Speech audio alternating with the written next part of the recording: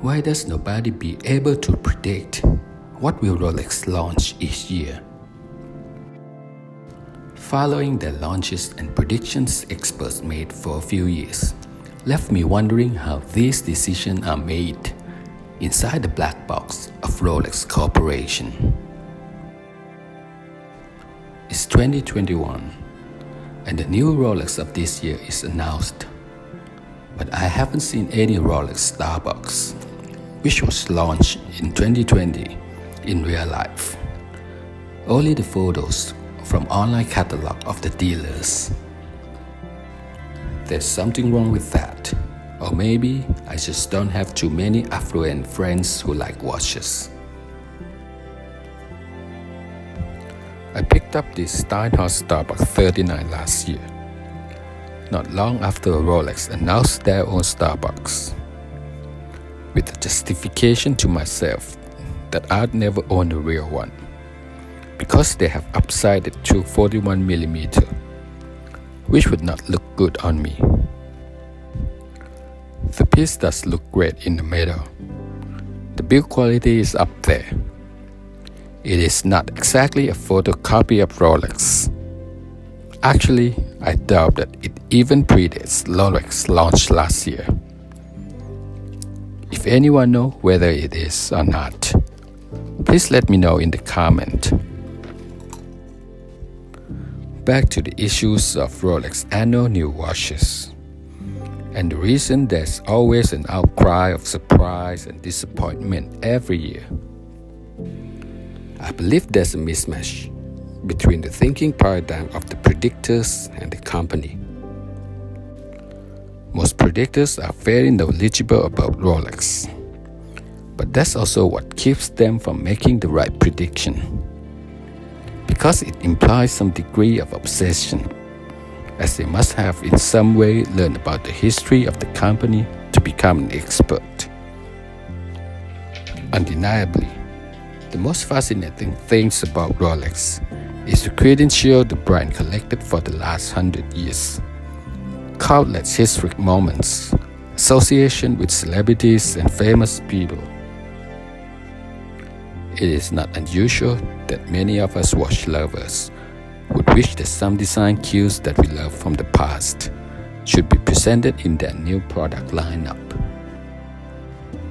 But the people at Rolex, they are aware of us, the watch community, but they cannot just indulge us with what we would like to see.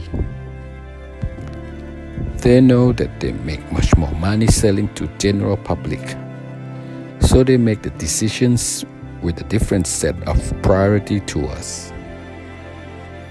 The fact that they acknowledge the watch community is evidenced in the resurrection and relaunch of Tudor in 2009 and 2010 Heritage line.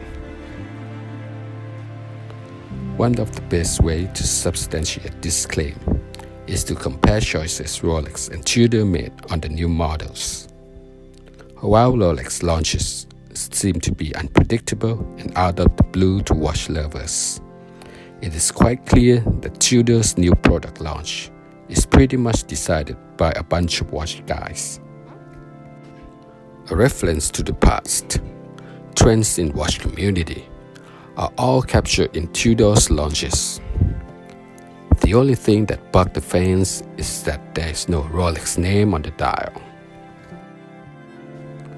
Moreover, Rolex, like other big corporations, must have multiple decision makers. We can see that the new models can be rationalized from many angles. Some are low-hanging fruits, minor changes that guarantee increased sales. Some are more like jewelry business approach, like gem setting or exotic material, to increase value per piece and hence value per effort made. Some are novelties that means nothing to watch community, but means everything to general public, because it shows that the owner of the piece is wearing the newest and latest model.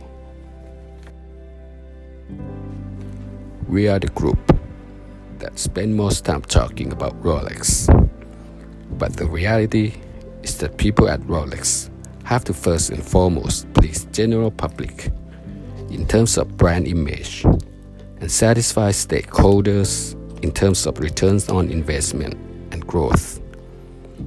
Watch community is probably the third tier in terms of importance. In the grand scheme of things, whatever Rolex launched this year does not likely to be available to most people very soon. Same thing that happened to last year's Starbucks. For now, I can have peace of mind enjoying this smaller Steinhart without feeling that I should be getting a Rolex one.